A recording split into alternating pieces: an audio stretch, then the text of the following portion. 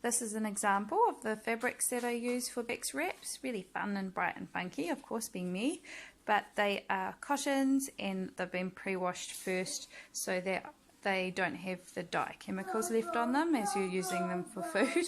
Sorry about the baby noise. It's a really nice lightweight cottons, but they aren't too thin either. The cotton poplins. To show you how I get a nice easy square out of the fabric, I have my desired width across here. About 20 centimeters works out well. I found that it's quite a nice medium wrap size. And then you take the corner, put it to the edge, and then you cut across here.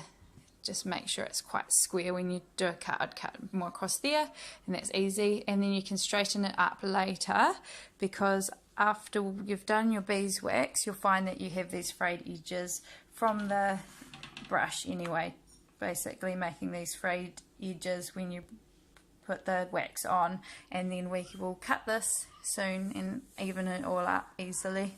And the straight edges are fine. I haven't needed to use pinking shears. I've found that the straight edges have lasted really well, to be honest, and they haven't frayed.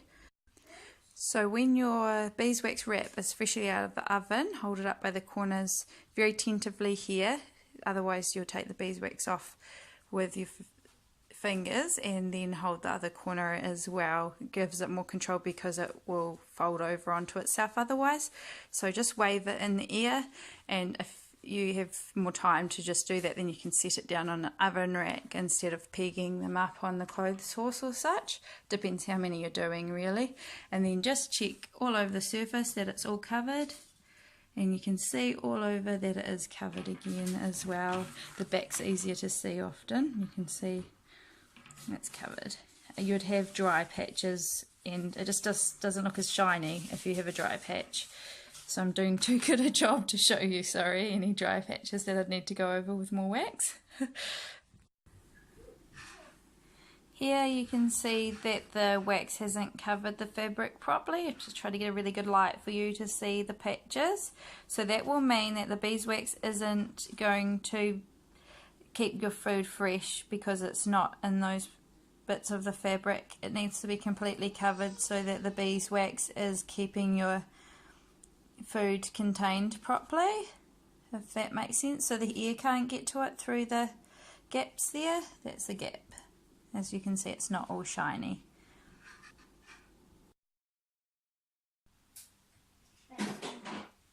This bit here has too much coconut oil, so as you can see it's super greasy, it's coming off on my hands still, and that means that I've used too much coconut oil. I need to put some more beeswax back over it. It's just in the corner here, and the coconut oil will mean that it's not going to have a nice covering of the fabric to make it airtight.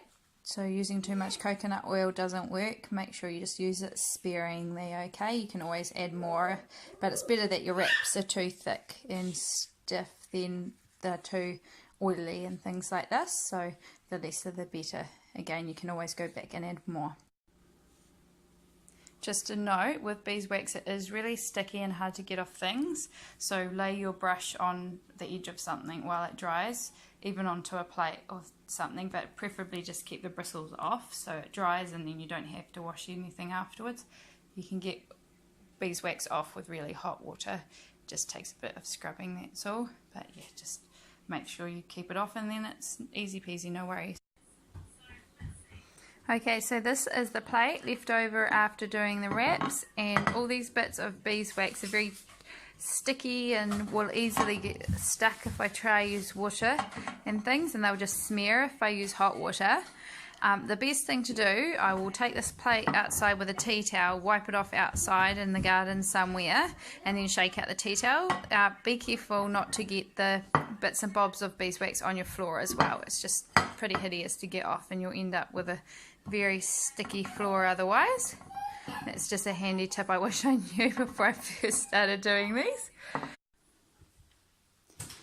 Just some quick tips about the oven trays that you could use. The pizza one and the square one that I've just been using to show you with $1 from the op shop. So second-hand shops, awesome. They're like this one, 20 times the price. Is not as wide as even the round one, and not as wide as the square one, but it's just good to try and reuse anyway. You could of course use your good tray. This is my good tray, and cover it in some tin foil, but if you're going to do this often, I urge you to go look at the second-hand shop for one of these, nice and flat. Excuse how dirty they are, I couldn't get them any cleaner. And this one has dips in the side, so you wouldn't want it any more like ridge than this, because as you can see on the tin foil, it's pulled in the edges there, so you just want to get them as flat as possible. You can still, if I had just done smaller wraps, it just really doesn't matter.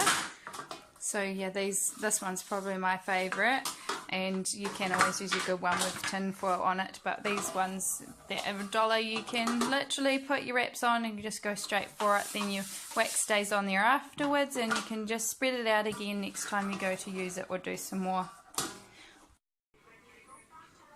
So this is the tin foil now rolled up onto a cardboard roll that I've reused.